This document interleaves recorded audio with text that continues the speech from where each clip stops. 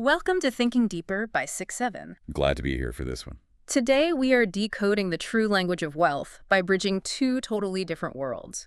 We're taking the spiritual abundance mindset of late-night money affirmations and crashing it directly into the hard-hitting, practical financial literacy of Wall Street. You're going to learn why everything you've been taught about money, from using debit cards to working hard to following your passion, might actually be keeping you broke. It is, it's a total paradigm shift. Like, we're looking at the actual mechanics of wealth from the inside out. Yeah. Taking these concepts that seem, entirely philosophical and just applying them directly to your bank account. I am so ready for this. We have this genuinely fascinating stack of sources for this deep dive today. Oh, absolutely. On one hand, we have this transcript of powerful daily wealth affirmations. You know the exact type of material I'm talking about. Phrases like, I move from poverty thinking to abundance thinking, or money is energy, that kind of thing. Money is everywhere, yeah. Right, exactly. And then on the other hand, we are looking at a masterclass interview on modern wealth building featuring financial expert Cody Sanchez.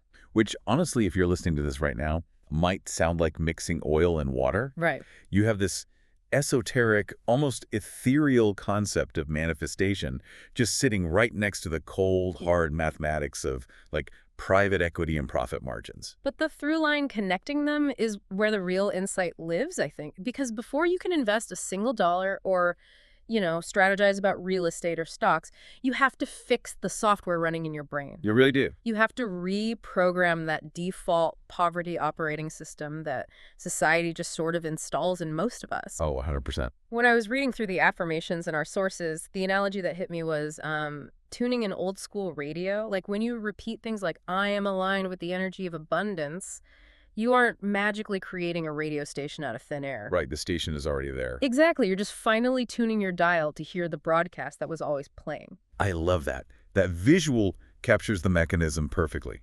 Yeah. Because, if you subconsciously believe the signal doesn't exist, if your internal narrative says money is scarce and impossible to get, you will literally never turn the dial to find it. Never. But before we really start twisting that dial and getting into the heavy financial frameworks, real quick, if you like my channel, please subscribe and hit the like button. So, okay, if we take this radio dial concept and connect it to the grounded business frameworks that Cody Sanchez talks about, it translates directly into her concept of fixers versus freeloaders. Yes. Okay. So think about being out on the ocean in a leaky boat. Okay. The freeloader stands in, ankle-deep water, looks at the holes in the hull and says, well, I didn't drill these holes, not my problem. Someone else will fix it. Exactly. They are entirely passive, just waiting for external rescue. But a fixer, on the other hand, sees the water rising, grabs whatever putty they can find, starts bailing water, and just gets to work patching the holes. And what's so interesting to me is how the abundance affirmation actually enables the fixer. If your mindset is tuned to scarcity, seeing water pouring into your boat triggers pure fight or flight panic. Your amygdala completely takes over. Right. But when you genuinely believe the affirmation that money is everywhere, your brain processes the threat totally differently. Instead of seeing a crisis that's going to sink you, a fixer looks at big, hairy, difficult problems and, they see profit. Because every problem in a business, every major inconvenience in society is basically just a hole in a boat.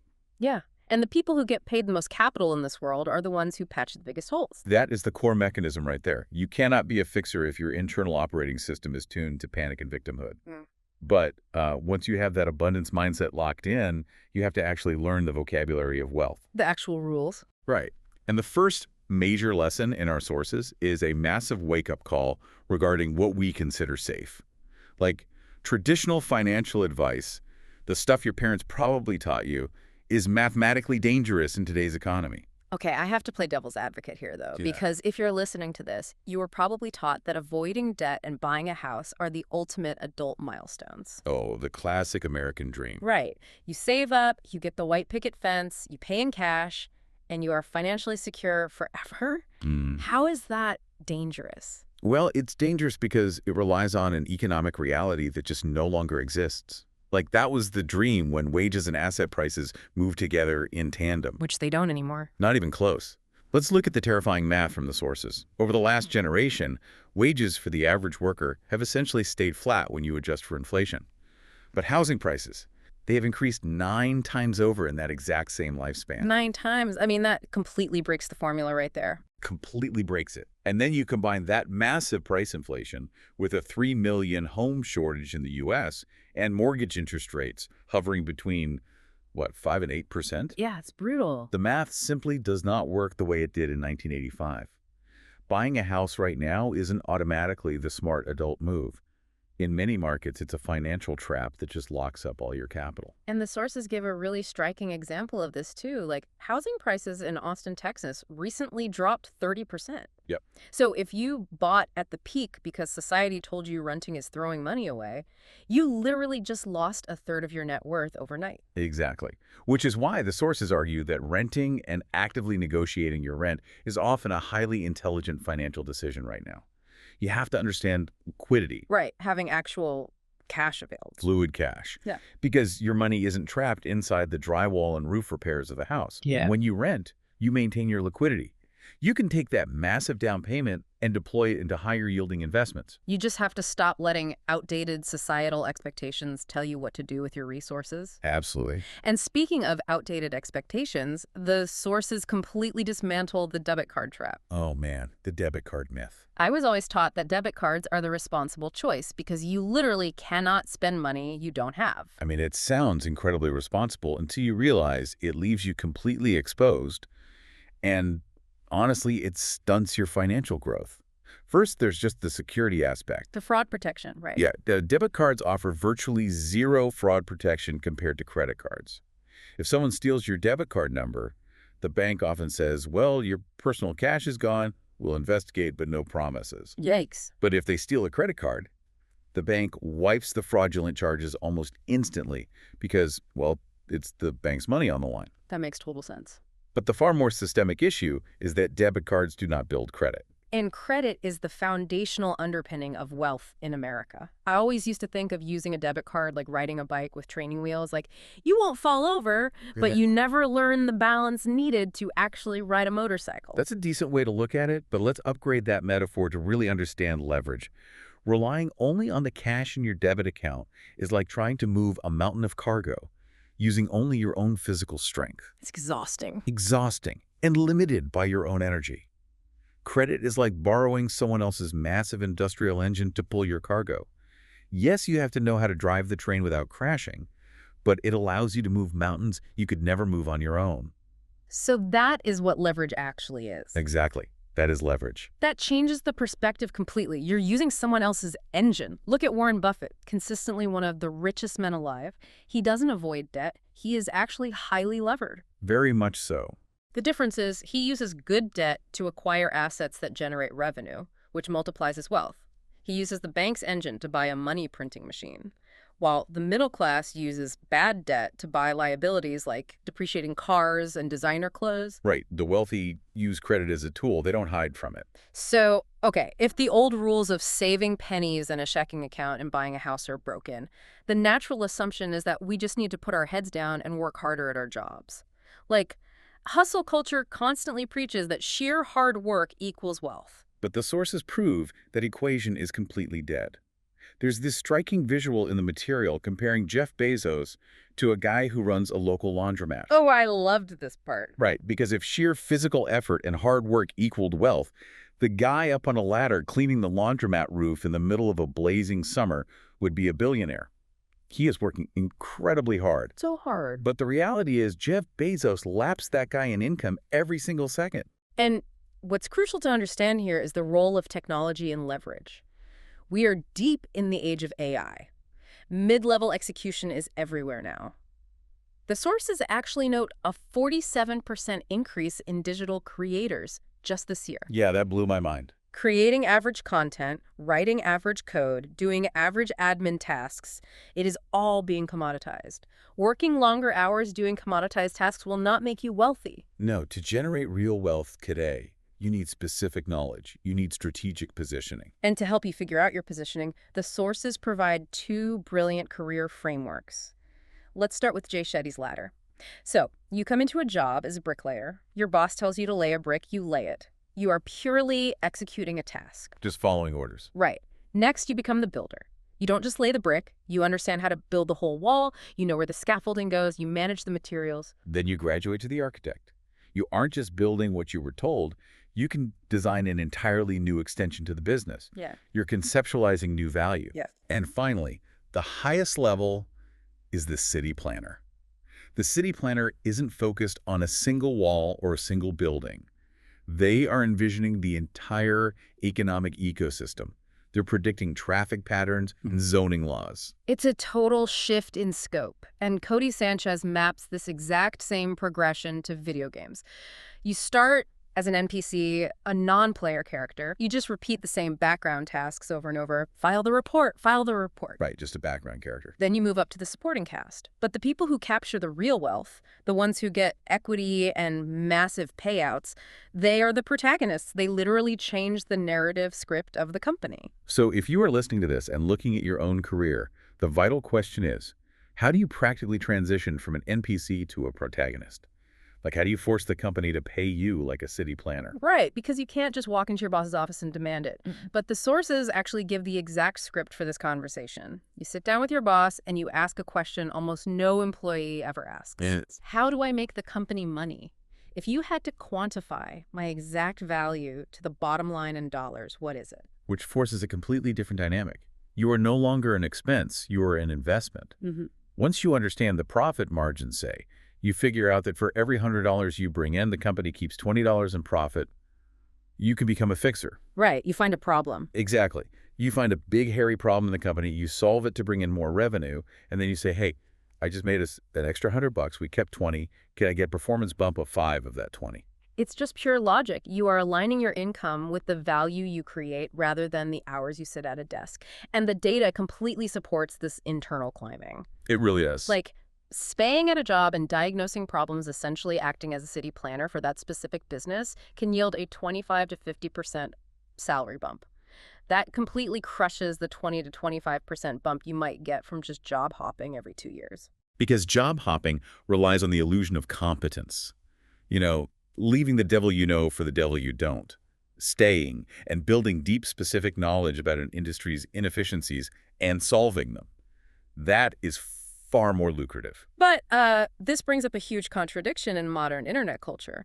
Because if you're operating like a city planner and crushing it at work, your social media feed is probably screaming at you to quit your job, follow your passion, and generate passive income while sitting on a beach somewhere. Oh, the beach laptop lifestyle. Which brings us to one of the most toxic illusions in modern finance.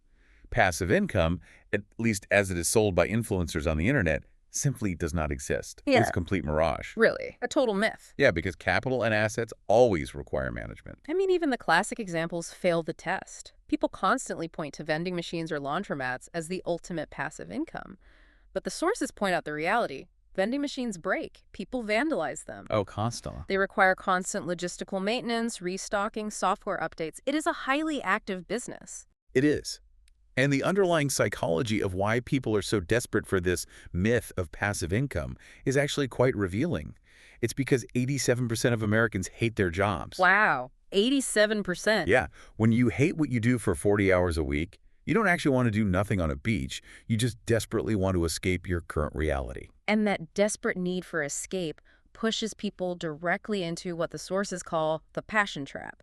This is the cultural lie that you must monetize your hobby to be happy. Right. I always think of it this way. Monetizing a hobby you love is like taking your happy, playful pet dog and forcing it to pull a heavy sled through the snow every single day. That sounds miserable. It is. You aren't going to get very far, and you're going to destroy the joy of the dog. It completely ruins the intrinsic value of the hobby. The masterclass source explains this using the boring Seckley matrix, which is just a brilliant mental model. Oh, I love this part. The sexier the industry sounds at a dinner party, the less it pays on average because the supply of people willing to do it is infinite. Yes, the Hollywood example blew my mind. There are 187,000 actors in the SAG union, and over 80% of them don't even make enough acting income to qualify for basic health insurance. Their average income is around $23,000 a year. Exactly. Yeah. Because everyone wants the status of being a movie star. But if you look at the other side of the matrix, the boring businesses like commercial septic tank pumping or industrial laundry, the margins are massive because nobody wants to do it. Nobody wants that job title. Right. The real aha moment here is about human ego. We inherently want social status. But true wealth often requires you to sacrifice short-term social status for long-term equity. You have to trade the ego of a sexy job title for the quiet wealth of a boring, highly profitable business. So trying to be the next George Clooney is mathematically a terrible financial decision compared to owning a fleet of porta potties. Exactly. The insight isn't to kill your dreams, but to reframe them. Like, don't blindly follow a specific passion. Learn to love the mechanics of business itself. Look at Steve Jobs. The sources mention that Jobs demanded to sleep at the Atari office. He was obsessed. Right. He wasn't deeply spiritually passionate about the specific plastic circuit boards. He was obsessed with the game of building, competing, and outperforming. He loved the game. And if you do decide you want to play that game and start your own business, the sources offer a critical piece of risk management. Do not jump without a parachute. Which means The data shows you have a 33% higher chance of your startup actually succeeding if you keep your day job while you build it. which feels super counterintuitive because we always celebrate that burn the boats mentality, like go all in. But why does keeping the day job work better? It comes down to regulating your nervous system. When your basic needs, your rent, your groceries are covered by your day job, you stay out of fight or flight mode. Ah, right, your amygdala again. Exactly. You aren't making desperate panic decisions to generate cash tomorrow. You have the mental clarity and the runway to act like a protagonist and build something sustainable. That structural safety net is huge. Now, as we move through this, let's look at the broader picture. You've tuned your mindset to abundance, you're operating as a city planner at work, you respect the boring, sexy matrix. But the game of wealth is not played in a vacuum. No, it's not. When we step outside the office, your biggest financial metric might actually be who is sitting next to you on the couch. This is where the sociology of wealth gets incredibly fascinating. When we look at the data, the concept of the lone wolf billionaire is mostly a myth.